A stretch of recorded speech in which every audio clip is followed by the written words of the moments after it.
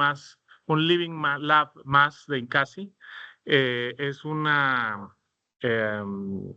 la primera vez que lo hacemos desde la Ciudad de México, entonces estamos estrenando como sede, nos estamos estrenando y también como sede para recibir a investigadores e investigadoras visitantes.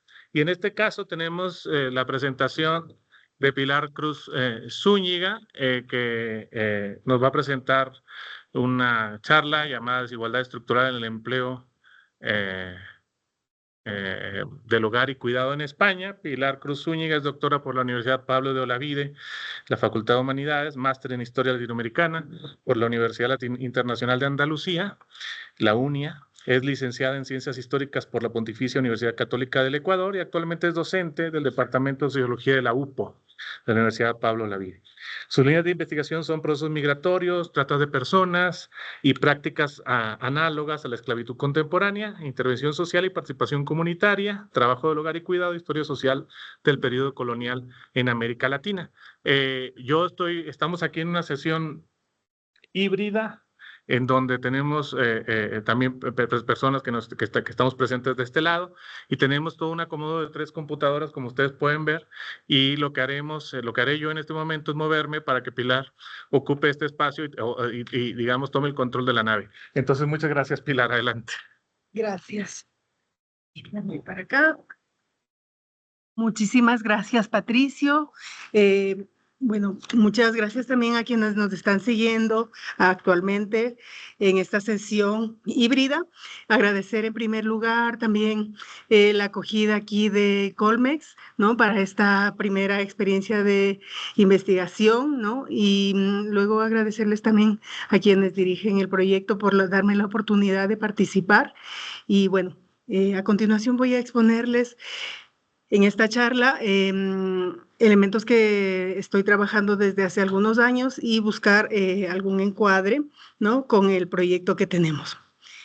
Perdón, un minutito. A ver, ¿cómo lo avanzo? No, perdón. Le doy ya, es que no, eso. Ya, muy bien. Bueno, para estructurar esta charla tengo estos contenidos. En primer lugar, haré una breve introducción de por qué tiene sentido hablar del empleo del hogar en España, encuadrado eso también en el marco del proyecto. Luego presentaré algunos elementos teóricos de partida que me sirven para encuadrar también este ejercicio. Luego ya me situaré en las condiciones y características del empleo del hogar en España. Y finalmente, bueno, el antepenúltimo punto será hablar sobre el tema de la vulnerabilidad y discriminación que estoy caracterizando, y por último haré algunas reflexiones finales.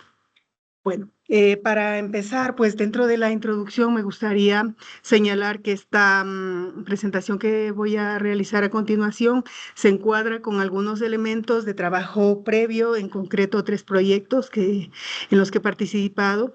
El principal es un informe que hice para el Servicio Jesuita de Migraciones, el SJM, entre 2016 y 2018, que estuvimos comparando la situación de las empleadas del hogar y cuidado en 4 entidades de este Servicio Jesuita de Migrantes, y a través de eso pues sacamos un informe. Y luego otros 2 proyectos más recientes, uno son liderados por un profesor de la Universidad de Sevilla, en concreto uno se llama Factores que limitan la efectividad de los derechos sociales de familias monoparentales con empleos en el sector del hogar y la limpieza. Esto fue en 2022-2023.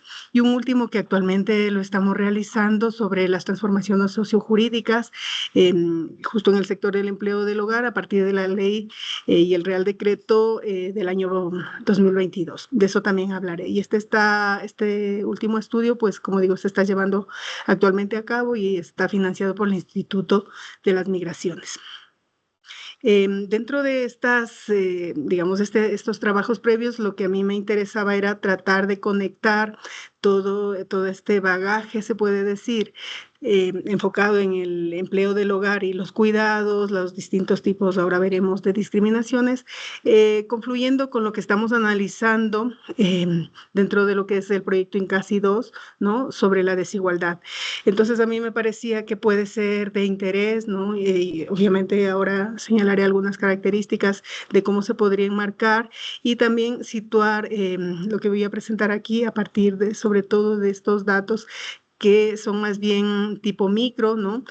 Porque sobre todo hemos trabajado con investigación cualitativa. Hemos hecho una encuesta en este informe de 2016-2018, pero era pequeña, apenas una muestra de 100 participantes.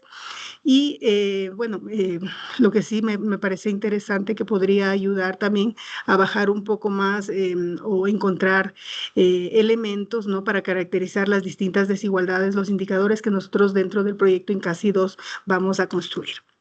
Bueno. Tras esta breve introducción, a continuación me gustaría situarme con algunos elementos teóricos, ¿no? Que están mostrando un poco cuáles serían los derroteros en los que inscribir esta investigación que he realizado y ese encuadre también con INCASI 2. Entonces, en primer lugar, hay que señalar que hay un contexto general, ¿no? Que ahí yo lo he puesto como capitalismo y sistemas de dominación que actualmente pues predominan, que están marcando estas relaciones que Grossobel habla de jerarquía, interseccionalidad colonial, sobre todo que van a dimensionarse en las sociedades contemporáneas, ¿no? Con elementos de patriarcado, de racismo, colonialidad y desarrollo desigual que marcan, ¿no? Lo que sería lo que he puesto aquí como estructura, una desigualdad estructural.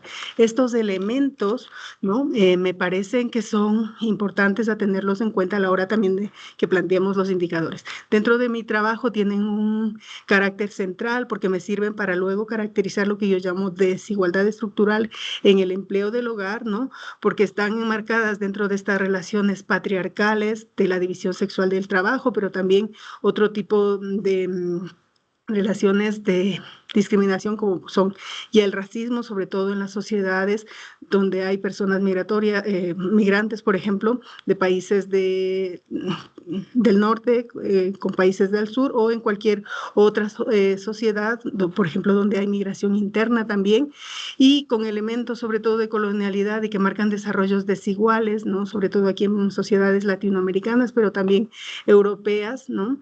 Donde personas, colectivos son etnizados, racializados, ¿no? Al considerarse les inferiores. Y eso cómo está también influyendo en construir unas matrices de desarrollo socioeconómico, pues, desigual. Entonces, eso, con todos estos elementos, considero que hay una desigualdad estructural. Ahora expondré algunos elementos. Y todo esto yo lo quiero trasladar y hacer una línea transversal con lo que serían los cuidados y el marco, ¿no? De estas últimas normativas, sobre todo a partir del convenio de 2011 de la OIT, que hace énfasis, ¿no? En cómo la sociedad, pues cada vez, y eso lo estamos viendo, se necesita, ¿no? Y está, a veces tendría que visibilizar más esta parte del trabajo reproductivo que a veces queda al margen de lo que han sido hasta ahora los análisis que solo se han centrado en el trabajo de producción. Entonces, esta parte de los cuidados, pues, tiene un papel cada vez más central en nuestras sociedades de América Latina, pero de todo el mundo también, y sobre todo de Europa, donde estamos viendo atravesado por lo que yo he puesto estos otros procesos que son, por un lado, de movilidad humana, ¿no? El incremento cada vez más de personas que llegan de distintos países, luego cómo eso incide directamente en la esfera del empleo y también cómo hace parte de las acciones urgentes que tienen que dar las políticas públicas para, sobre todo, dar soluciones a las distintas problemáticas que se plantean.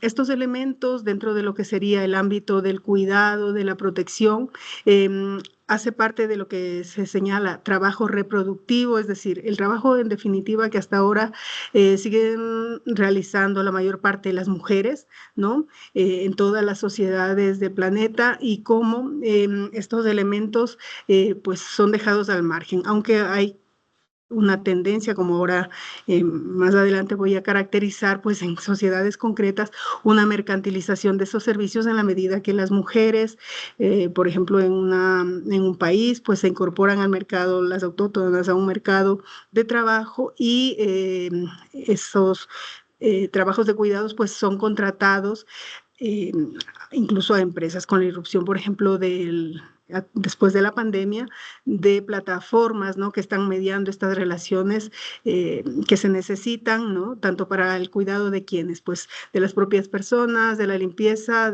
cuando digo de las propias personas, estamos hablando también un incremento en las sociedades cada vez más envejecidas, de cuidados para personas mayores, para niños, etcétera, o personas con discapacidad. Entonces, todo esto está atravesado, ¿no? por estos procesos que señaló de desigualdad estructural, sobre todo hablando desde la perspectiva de quienes son, quienes lo sufren, en este caso, pues, las personas trabajadoras. Antes de pasar, también me gustaría señalar que las estadísticas pues, de la OIT señalan que, refiriéndome al proceso de movilidad humana, pues aunque se ha incrementado, no deja de, a nivel mundial, pues tenemos como un 3% de migración internacional. Eso a veces también es importante considerarlo porque la mayoría de los procesos de movilidad se dan en escala interna. Entonces, si bien en determinados países, sobre todo, que están donde están recibiendo flujos migratorios internacionales, a veces pues hay voces de alarma, ¿no? Sobre esas llegadas supuestamente masivas de personas.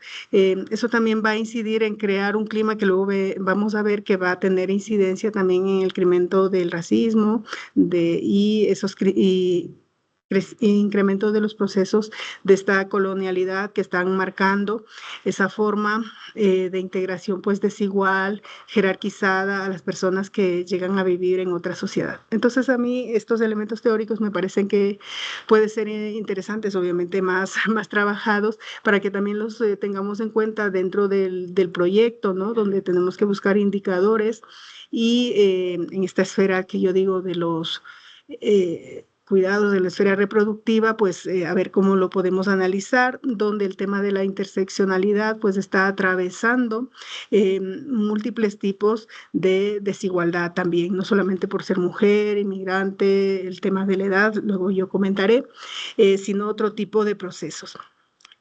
Bueno. Tras estos breves esbozos teóricos, a continuación voy a centrarme en presentar algunas de las características del sector del empleo del hogar en España. Entonces, bueno, también tendría que señalar que, en primer lugar, ¿no? ¿Cuál es la dimensión de esto, del trabajo doméstico en España? Entonces, unos primeros datos, entre 2019 y 2023, perdón, la encuesta de la población activa que da el INE, en España se le señalaba que entre el 2,7 y el 3% ocupaba lo que sería personas que trabajaban en empleo del hogar, trabajo doméstico, ¿no? En toda España. Como vemos, no es un porcentaje muy alto, ¿no? Sin embargo, habría que considerar pues también el tema de la irregularidad. Yo lo he puesto ahí en rojo, ahora también explicaré un poco mejor esto. Dentro de esas características de este empleo que se está dando, este trabajo doméstico remunerado, siempre pues, no estamos considerando para nada el otro trabajo pues que se hace en forma altruista gratuita desde las mujeres normalmente en la casa, porque todavía siguen imperando pese a la igualdad que se va dando en forma creciente, pues las mujeres en España, ¿no? Sean autóctonas o extranjeras.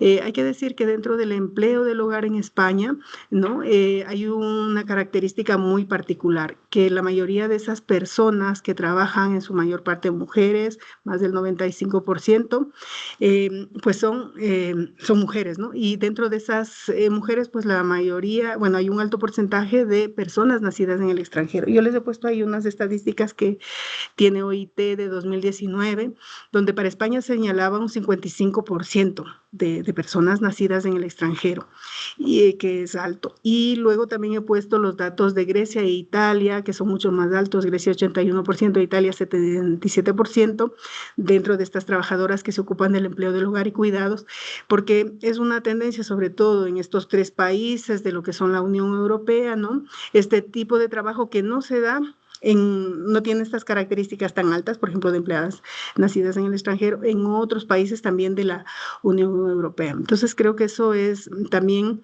está marcando unas características especiales de este mercado laboral.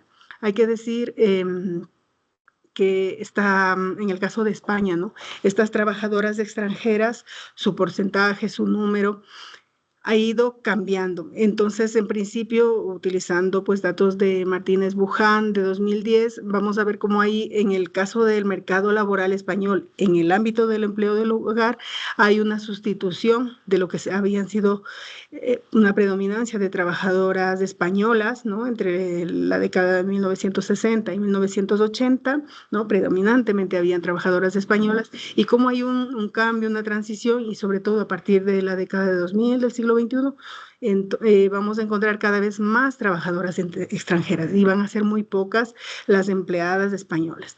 ¿A qué obedece ese cambio? ¿Por qué hay estos cambios? Entonces, los estudios nos hablan de que hay eso, una sustitución, por un lado, por el empeoramiento y la precarización pues, de este tipo de trabajos, pero también la estigmatización. Por otro lado, estamos también viendo cómo hay un incremento de la formación de los ámbitos laborales que las propias mujeres españolas pueden ocupar. Entonces, ya ese nicho que entre 1960 y 1980 era como un empleo para las mujeres españolas, pues ellas abandonan eso, ¿no? Y entonces va siendo ocupado por las empleadas extranjeras.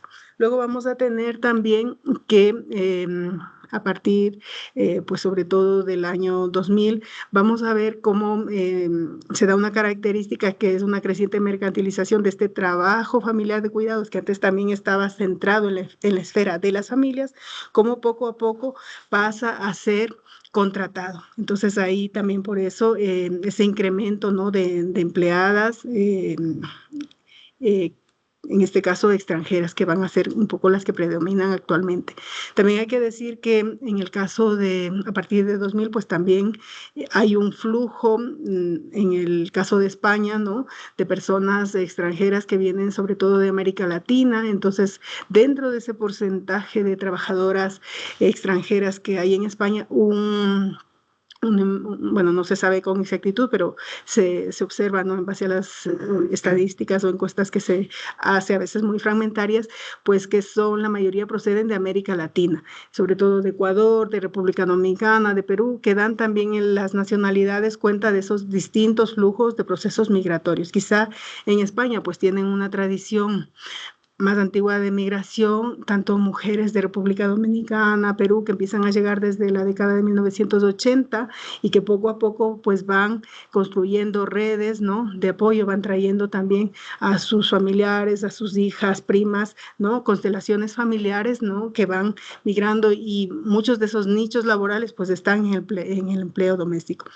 También hay que juntar todo esto con la ingente demanda que va creciendo en España de contratar empleo externo, ¿no? para cubrir esas necesidades de cuidado, o sea, de la limpieza, pero también, como decía antes, cuidado de personas mayores, cuidado de niños. Y esto me parece como interesante, ¿no? También para analizar esas características de este mercado de trabajo en el sector de los cuidados. Por otro lado, ya situándonos en cómo es el empleo del hogar en España, básicamente estamos hablando de 3 tipos de empleadas, ¿no? del hogar. Por un lado, lo que se llama internas. Esto es una característica muy particular de España, ¿no? Que tengan trabajadores, lo que llaman aquí en México, pues que trabajan puertas adentro y que todavía ocupan una parte importante, no se sabe cuánto, ¿no? de esas trabajadoras dentro del sector del empleo del hogar. Luego tenemos las trabajadoras que solo son externas, ¿no? Trabajan de pronto 8 o 6 horas, etcétera, pero no viven ahí. Y por último, aquellas que solo prestan, por ejemplo, servicios de 1 hora, 2 horas a distinto tipo de hogares. Eso sería como una estructura básica. Dentro de esa, ahora veremos también algo de estas condiciones laborales que tienen. Hay que decir que dentro de todas estas particulares formas de trabajo, yo he puesto en rojo el tema de irregulares. ¿Por qué? Porque muchas de las personas, ¿no? No todo el mundo tiene los documentos, permisos de residencia, y entonces para las mujeres que migran, extranjeras, un nicho importante para emplearse, pues es estos sectores del empleo del hogar y de cuidados. Y ahí hay un porcentaje que no se sabe cuánto, porque es muy difícil, ¿no? Que están trabajando en forma irregular. Esto tiene incidencia en estas condiciones de desigualdad y vulnerabilidad, incluso discriminación, como luego explicaré después, porque estas personas, por ejemplo, no pueden regularizarse si no tienen una oferta de trabajo. Luego, por las modificaciones de la ley de extranjería en España, pues hay una norma no escrita de que supuestamente deben esperar 3 años para poder registrarse, presentando pues los contratos de trabajo, también pruebas de que están insertas en la sociedad, etcétera. Entonces eso hace que haya digamos, un contexto difícil, ¿no? De vulneración para estas trabajadoras, sobre todo irregulares, ¿no? Que están sujetas, como vemos. Después vamos a ver con un poquito más de detalle el tema de lo laboral, ¿no? Entonces ahí se entiende esto que señalaba, la precarización que hay en este sector, ¿no? Donde además encontramos de fondo también otra forma de desigualdad estructural, que es la poca valoración que existe al empleo que se hace dentro del hogar. O sea, no hay y no tiene la misma consideración cualquier otro empleo, ¿no? De la esfera productiva, se supone que esto no es, ¿no? Y que se evidencia, por ejemplo, en expresiones de que como cualquier persona, cualquier en este caso mujer, pues puede limpiar o puede hacer las labores destinadas al cuidado. Entonces, eso pues también marca esa forma de estigmatización que hay sobre este sector laboral, que ha hecho que, por ejemplo, en los sueldos pues sean bajos. También hay que decir que dentro de lo que es las trabajadoras en general, ¿no? Extranjeras sobre todo, en los últimos años, a partir sobre todo del año 2000, pues hay un interés, e incluso ellas se están organizando en forma autónoma, ¿no? Propia, a veces apoyadas por algún tipo de organizaciones que están, ONGs, sobre todo, apoyando, ¿no? Los procesos de inserción, y están organizándose para luchar y mejorar sus condiciones laborales. Eso luego vamos a ver cómo ha dado sus frutos, pero ya lo adelanto, ¿no? En que en el año 2022, pues, pudo reformarse, ahora veremos también estas formas estructurales diferenciadas, ¿no? Para considerar este ámbito laboral.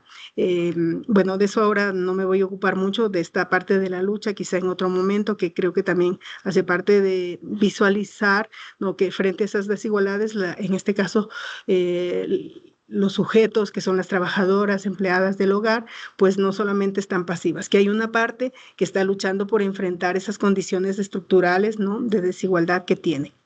Bueno, a continuación, pues voy a señalar algunos elementos que yo considero pues que hacen parte de esa desigualdad estructural, que yo lo he señalado como vulnerabilidad y discriminación, porque en el caso de España, vamos a ver cómo por estas condiciones que he señalado del mercado laboral español en el empleo del hogar, pues básicamente señalan, ¿no? Algunas condiciones que están marcando esa diferencia, esa jerarquización y sobre todo procesos crecientes cada vez más de quienes están ejerciendo ese trabajo. Sobre todo hay que decir también un elemento importante, como a partir de la pandemia de 2019 quizás se ha precarizado más la propia situación, en este caso del empleo del hogar, tanto para las trabajadoras internas como para las externas y también a quienes trabajan por horas. ¿Cómo se ve eso? Por un lado, ya lo voy a señalar, porque muchas de ellas pues les despidieron, ¿no? Porque no todas las familias tenían condiciones, por ejemplo, en el caso de las trabajadoras internas, para mantenerlas en la casa durante el periodo de la pandemia, que hubo que quedarse en los hogares, estaba la movilización restringida, pero también vamos a ver cómo luego, por la crisis económica que ha habido en los años siguientes, pues el tema del empobrecimiento general, ¿no?, de la sociedad española ha hecho que algunas de las familias que tenían o podían permitirse contratar pues estos tres tipos de personas, ¿no?, internas, externas o por horas, pues prescindieran de ellas. Entonces también el nivel de desempleo en estos sectores pues se ha ampliado. Una de las primeras vulneraciones y discriminaciones estructurales que voy a señalar tiene que ver con como he puesto ahí, discriminación en las normativas del sector. ¿Por qué? Bueno, no voy a irme al siglo XIX o años anteriores, o digamos, décadas anteriores, pero sí es importante señalar esto y remarcar un poco más lo que había señalado antes, ¿no? ¿Quiénes se ubicaban y realizaban el trabajo doméstico en España? O bueno, quizá lo podemos incluso trasladar a otras sociedades. Pues en principio eran mujeres españolas, muchas de ellas migrantes internas, ¿no? En principio, como había dicho, pues españolas. Y pues recién hay una normativa, ¿no?, que esto es interesante, donde se va a regular esta relación laboral que le ponen de carácter especial del servicio del hogar familiar, ¿no?, a partir de 1985, ahí he puesto el año del decreto. Entonces, eso es como una normativa ya moderna, ¿no?, para situar los elementos claves de estas relaciones laborales. Es interesante que le ponen relación laboral de carácter especial. Esta es una de las reivindicaciones que luego va a ser histórica en el proceso, esto que digo, de lucha de esta desigualdad estructural desde las normativas que tienen las trabajadoras del hogar, porque ese carácter de relación laboral especial hace que dentro de lo que es el régimen general del empleo, donde estamos pues todo mundo que tiene empleo en distintos sectores laborales, industriales, de enseñanza, etcétera, en España, pues el empleo del hogar está en una categoría aparte. Entonces, eso hace que pues sea considerado un servicio especial y por ende, pues no tenga las mismas, no se rija por las mismas normativas del resto de sectores laborales y sobre todo eso va a repercutir en salarios que no están adecuadamente protegidas, por ejemplo, para el tema de desempleo, tema de seguridad laboral, etcétera. Eso pues luego se cambió.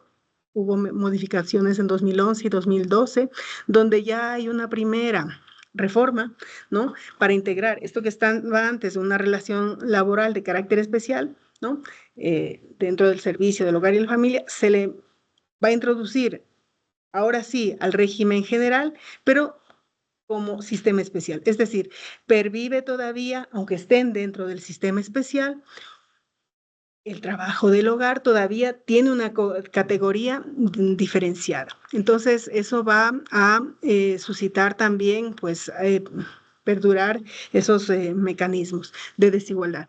Y por último, me quiero referir brevemente a unos cambios que hubo en 2022, todo eso motivado por una sentencia que hubo del Tribunal de Justicia Europeo en febrero de 2022, donde pues un poco se puede decir coloquialmente que tire las orejas a España porque precisamente a raíz de una denuncia que hizo una trabajadora que llevó a este tribunal, pues mostró cómo hay una desigualdad, ¿no?, que estaba señalando todo esto de tenerlas de un sector de servicio distinto, especial y que no estaban siendo reconocidas reconocidas adecuadamente dentro del sistema general de los trabajadores. Entonces hay una reforma a raíz de eso, incluso que tiene su repercusión en mejorarse, sobre todo las condiciones laborales, ya tienen acceso al desempleo, también hay alguna mejora en el servicio de protección de lo que es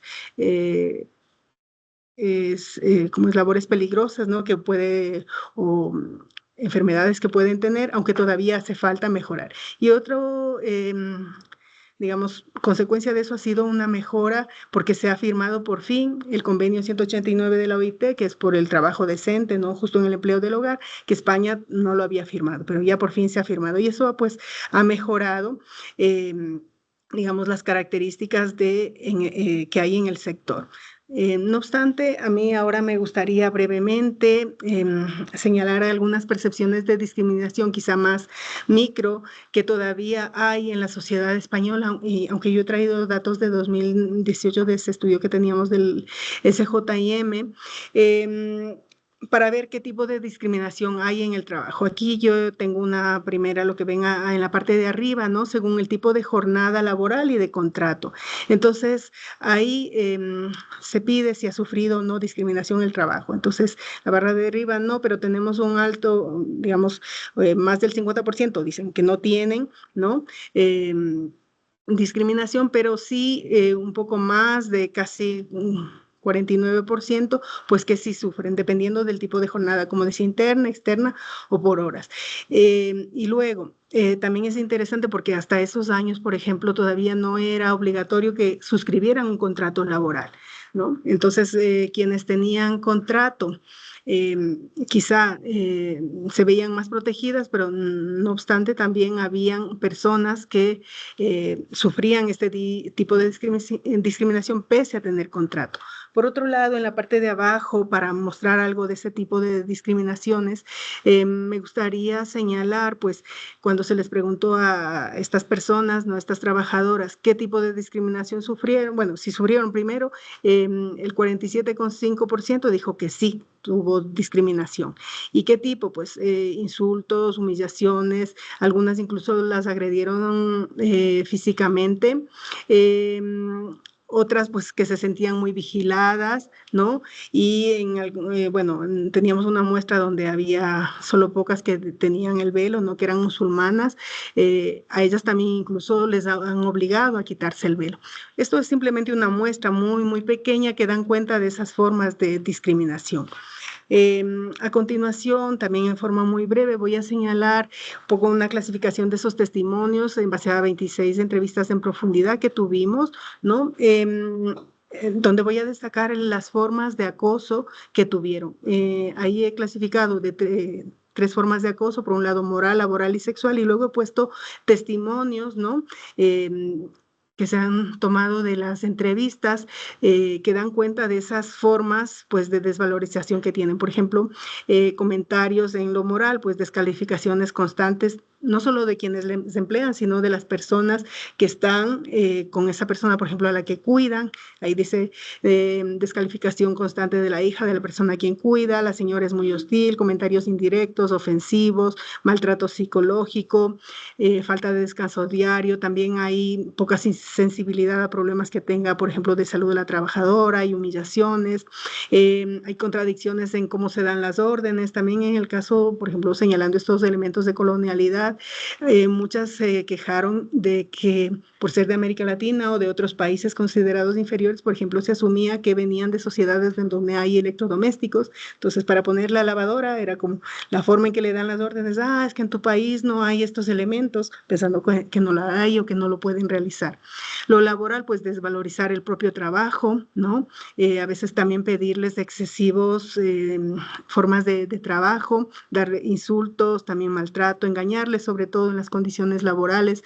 A muchas se les ha ofrecido hacer un contrato. Sin embargo, luego han ido pasando los meses y no se ha cumplido. Luego también, sobre todo en las personas que están cuidando a gente mayor, gente que tiene distintas enfermedades, pues no se les da las adecuadas condiciones, tienen que estar a veces 24 horas con los enfermos, en el caso de personas de Alzheimer, dependiendo de las fases, en algún tipo sufriendo incluso las agresiones que de por sí hacen esas personas y no tienen una formación. Y luego también lo grave es que se dan situaciones de acoso e incluso en algún caso habíamos testimonio de algún tipo de violación, sin embargo, por las condiciones en que están muchas de estas mujeres que estaban en situación irregular, no podían ni siquiera ir a denunciar. Alguna que lo hizo, pues en otros estudios se documenta cómo la policía pues las ha expulsado, que es muy, muy difícil. Y en testimonios de los actuales